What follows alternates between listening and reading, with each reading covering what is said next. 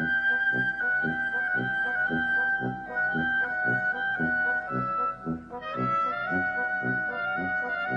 reflexión en torno a la obra de arte tiene efectos profundos cuando se recuerda que, en cualquier caso, la comunidad continúa siendo el gran tema de la ética contemporánea, y no tanto la comunidad como colectividad de individualidades asfixiadas, sino la comunidad como un destino, una extensión de la efectiva existencia humana.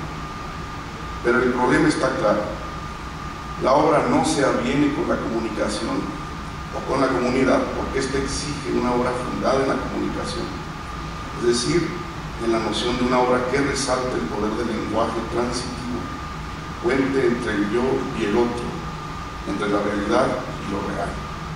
El problema que simplemente puede ser omitido, un problema que simplemente puede ser omitido, ignorado, al menos mientras el lenguaje continúa siendo el portavoz de una voluntad de comunicación capaz de explicarlo todo, incluso aquello que, por su propia vocación imaginativa, considera inexplicable, falla natural de un sistema omnipresente y, por lo mismo, casi perfecto. Efectivamente, la obra suele convertirse en documento antropológico, curiosidad moral, pretexto científico, propósito hermenéutico, mercancía y hasta objeto de adoración. En todos los casos, la obra pervive como un destello. Y claro, la reflexión en torno a la obra será, a su vez, obra propia cuando el lenguaje de esa reflexión se convierte en viso de ese destello, en el eco de una obra que alcanza su expresión más bella en el momento de su ocultación. La comunidad es también un tema complejo. Jean-Luc Nancy ha observado que el pretendido exterminio nazi de los judíos europeos, ese atentado contra la comunidad, se hizo en nombre de la comunidad misma, aporía que destruye la intención de la palabra, que quiere lo común, justamente aquello que nos coloca bajo una identidad compartida. En este sentido, y admitimos el horror que provoca la siguiente conclusión: ya hay obra cuando se atenta contra la comunidad, o mejor, la comunidad se define por su imposibilidad para crear obra. ¿Es el holocausto judío la parte visible de una obra más recóndita? ¿Son los campos de concentración y exterminio los restos enmudecidos de una arquitectura pensada también en términos de una obra de arte? Pero la solución final a la cuestión judía era parte de un destino, por cierto, un destino que se cumplió del modo más inesperado, si es que se admite que vivimos una época configurada por el legado incorpóreo del Tercer Reich.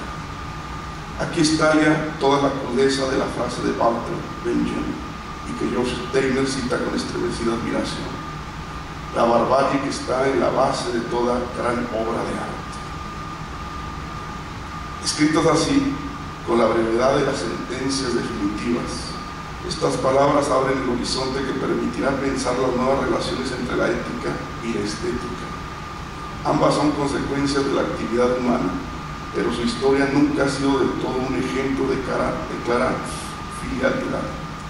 ¿Representan, acaso, las dos intensidades de lo humano, aquella que se legitima de la existencia del único animal que trabaja para alejarse a sí mismo, la intensidad hegeliana, y aquella que anuncia la caída de todo proyecto de consolidación social, rompiendo las vías de acceso a lo común, atentando contra la comunidad y sus ensoñaciones? Esta es la intensidad kafkiana, por ejemplo. La verdad es que ambas intensidades son correlativas, si bien Hegel no concede más opción que la suya. Atiza la otra opción, la enfrenta con lucidez incluso, pero al final el espíritu de la comunidad regresa invicto. Hegel y Hitler, la voz imponente de la comunidad y su eco pervertido, su reflejo desquiciado y exacto. Hay comunidad a pesar de su propio exterminio, al menos esa es la paradoja que sobrevive a Dachau, al Gulag Bern 36, a los Luo-Bai chinos de Guantánamo, monumentos todos de ese mesianismo que caracteriza la política inspirada en ideales religiosos. ¿Qué significa, pues, que en la base de toda gran obra de arte se encuentre como un fondo imprescindible los signos de la barbarie, Dejemos de lado las demostraciones evidentes. La sangre que derramó el atroz conflicto entre aquellos vitorianos escribió los mejores versos de la Ilíada. La escritura de Primo Levi fue consecuencia inmediata de su confinamiento en un campo de concentración. Ambos ejemplos, según hemos advertido en otro lugar, revelan que la obra no es un facto, algo que resulta difícil de entender para la sociología y cierta perspectiva filosófica. No es que los hechos transmitidos por la obra sufran una especie de extrañamiento que termina por desdibujarlos.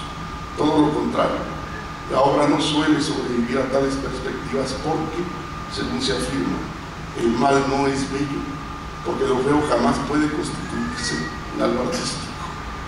Vayamos a ejemplos menos claros. ¿Cuál es el fondo de barbarie que sustenta a una obra como La Venus desnuda?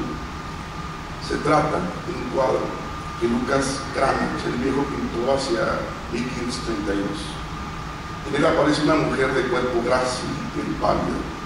Como único ajuar lleva un tocado discreto, gargantilla y collar. La expresión de su cara afrenta la curiosidad del espectador. Ella se sabe mirada, sostiene un velo casi inmaterial que explicita la exhibición de su sexo. El velo es obsceno, coloca en el centro de la escena lo que debería quedar fuera, por lo menos oculto. En fin, una obra que uno podría mirar largamente en el Staudius Kunstinstitut. Sin embargo, 5 o casi 5 siglos después, esta Venus iba a desatar una polémica pesada. En el 2008, la Royal Academy of Arts organizó una exposición del maestro alemán. Para difundir el evento, los promotores diseñaron un cartel alusivo con las fechas de apertura y clausura de la exposición y otras informaciones. La idea era colocarlo en lugares estratégicos y concurridos, pero el cartel que reproducía a la Venus desnuda fue rechazado por la administración del Metro de Londres, que explicó, vamos a hacer una cita: millones de personas viajan diariamente en el metro y no tienen más remedio que ver la publicidad allí colocada. Debemos tener en cuenta a todos los viajeros y procurar no ofender a nadie.